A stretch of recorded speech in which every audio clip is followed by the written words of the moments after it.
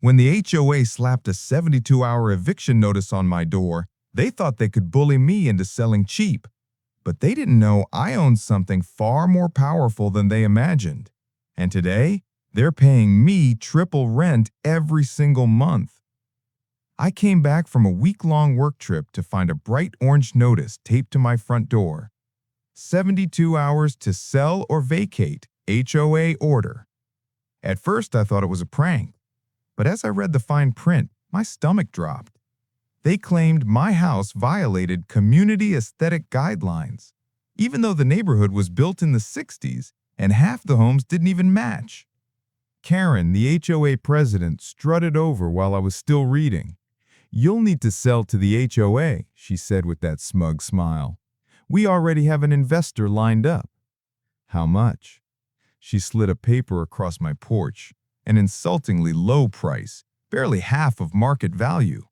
"That's robbery," I said. "It's policy," she snapped. "You have 72 hours. After that, we involve law enforcement." What she didn't know, what none of them knew, was that the land beneath my house wasn't owned by the HOA, the developer, the county, or the state. It belonged to my grandfather. And when he passed, he left me a little-known clause. I didn't just inherit the land under my house. I inherited the entire rental ground lease under 18 homes in the HOA, including Karen's.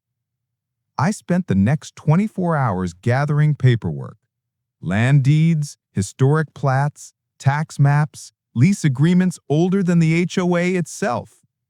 On the morning of the 72-hour deadline, the HOA board gathered in my driveway with a sheriff's deputy. Karen folded her arms. "Your time's up." I handed the deputy my file. He scanned the documents. His eyebrows shot up. "Ma'am, you and most of this board live on his land. You're his tenants." The board went silent.